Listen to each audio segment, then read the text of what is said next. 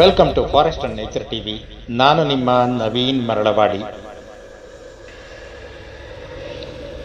ಕಾಡಿನ ಸೊಳ್ಳೆ ಎಂದು ಕರೆಯಲ್ಪಡುವ ಏಷ್ಯನ್ ಟೈಗರ್ ಸೊಳ್ಳೆಯ ಕಡಿತವು ಮಾರಣಾಂತಿಕವಾಗಿದೆ ಎಂದು ಅಧ್ಯಯನಗಳ ಮೂಲಕ ತಿಳಿದು ಬಂದಿದೆ. ಇದರ ಕಡಿತವು 5 ರೀತಿಯ ಮಾರಣಾಂತಿಕ ರೋಗಗಳಿಗೆ ಕಾರಣವಾಗಬಹುದು. ಆದ್ದರಿಂದ ಈ ಸೊಳ್ಳೆ ಮತ್ತು ಅದರ ರೋಗಗಳ ಬಗ್ಗೆ ತಿಳಿದುಕೊಳ್ಳಬೇಕಿದೆ. ಏಷ್ಯನ್ ಟೈಗರ್ ಸೊಳ್ಳೆಯನ್ನು ಈಡಿಸ್ ಆಲ್ಪೋಪಿಕ್ಟಸ್ ಎಂದು ಕರೆಯಲಾಗುತ್ತೆ. ಈ ಸೊಳ್ಳೆ ಆಕ್ರಮಣಕಾರಿಯಾಗಿ ಹಗಲಿನಲ್ಲಿ ಕಚ್ಚುತ್ತೆ. ಸಾಮಾನ್ಯವಾಗಿ ಮಾನವರ ರಕ್ತದ ಮೇಲೆ ಮತ್ತು ಕೆಲವೊಮ್ಮೆ ಕೆಲವು ಪ್ರಾಣಿಗಳ ಮೇಲೆ ವಾಸಿಸುತ್ತದೆ. ಇದರ ಕಡಿತ ಮಾನವರಿಗೆ ಮಾರಣಾಂತಿಕವೆಂದು ಸಾಬೀತುಪಡಿಸಬಹುದು. ಅವುಗಳನ್ನು ಜಂಗಲ್ ಸೊಳ್ಳೆಗಳು ಎಂದು ಕರೆಯಲಾಗುತ್ತೆ. ಅವು ಮೂಲತಃ ಆಗ್ನೇಯ ಏಷ್ಯಾದಿಂದ ಬಂದವು, ಆದರೆ ಈಗ ಯುರೋಪಿನ ದೇಶಗಳು ಮತ್ತು ಅಮೆರಿಕಗಳಿಗೂ ಹರಡಿವೆ. ವರದಿಯ ಪ್ರಕಾರ ಜರ್ಮನಿಯಲ್ಲಿ ವಾಸಿಸುತ್ತಿದ್ದ 27 ವರ್ಷದ ವ್ಯಕ್ತಿಯೊಬ್ಬರು ಈ ಸೊಳ್ಳೆಯ ಕಡಿತದಿಂದಾಗಿ ಕೋಮಾಗೆ ಒಳಗಾಗಿದ್ದಾರೆ. ಅಷ್ಟೇ ಅಲ್ಲ, ಅವರ ಪಾದಗಳ 2 ಬೆರಳುಗಳನ್ನು ಕತ್ತರಿಸಬೇಕಾಯಿತು ಮತ್ತು ಅವರು 30 ಶಸ್ತ್ರಚಿಕಿತ್ಸೆಗೆ ಒಳಗಾಗಬೇಕಾಯಿತು. ವರದಿಯ ಪ್ರಕಾರ ಸೊಳ್ಳೆ ಕಡಿತವು ಮಾರಣಾಂತಿಕ ಬ್ಯಾಕ್ಟೀರಿಯಾವನ್ನು ಉತ್ಪಾದಿಸಿತು. ಅದು ಅವನ ಎಡತೊಡೆಯ ಅರ್ಧದಷ್ಟು ಭಾಗವನ್ನು ತಿಂದಿತ್ತು. ಇದರಿಂದ ಉಂಟಾದ ಗಾಯವನ್ನು ಗುಣಪಡಿಸಲು ರೋಗಿಯು ಚರ್ಮದ ಕಸಿಗೆ ಒಳಗಾಗಬೇಕಾಯಿತು. ಅಂತಹ ಪರಿಸ್ಥಿತಿ ಏಷ್ಯನ್ ಟೈಗರ್ ಸೊಳ್ಳೆಯ ಬಗ್ಗೆ ತಿಳಿದುಕೊಳ್ಳುವುದು ಹೆಚ್ಚು ಮುಖ್ಯವಾಗಿದೆ. ಈ ಸೊಳ್ಳೆಯು ಭಾರತದಲ್ಲಿಯೂ ಕಂಡುಬರುತ್ತದೆ ಮತ್ತು ಅನೇಕ ಗಂಭೀರ ರೋಗಗಳಿಗೆ ಕಾರಣವಾಗುತ್ತೆ.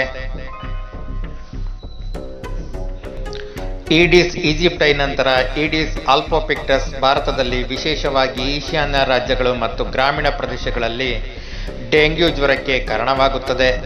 ಇದು ಡೆಂಗ್ಯೂ ಶಾಕ್ ಸಿಂಡ್ರೋಮ್ನಂತಹ ತೀವ್ರವಾದ ಡೆಂಗ್ಯೂ ಜ್ವರಕ್ಕೆ ಕಾರಣವಾಗುತ್ತದೆ.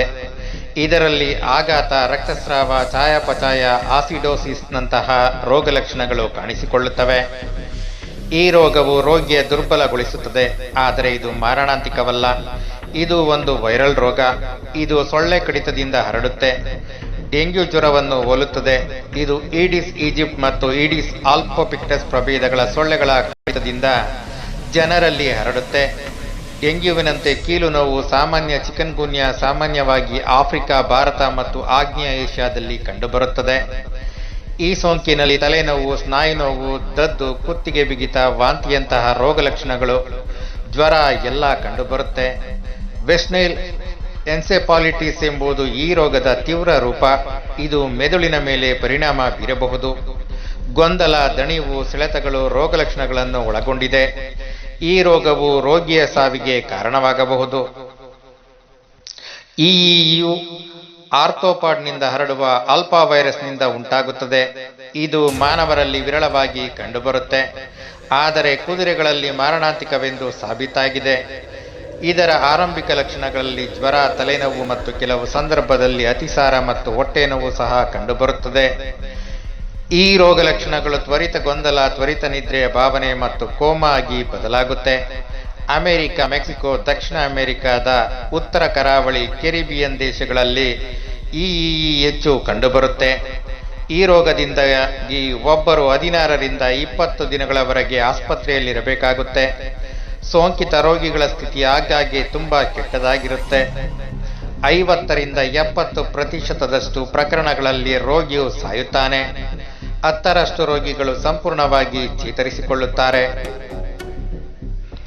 ಈ ವೈರಸ್ ಸಾಮಾನ್ಯವಾಗಿ ಸೌಮ್ಯವಾಗಿರುತ್ತದೆ.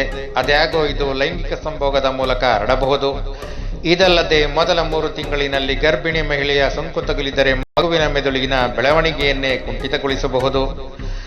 ಈಡಿಸ್ ಈಜಿಪ್ಟಿ ಮತ್ತು ಈಡಿಸ್ ಆಲ್ಪೋಪಿಕ್ಟಸ್ 2 ಜೀಕಾ ವೈರಸ್ಗೆ ಕಾರಣವಾಗಬಹುದು.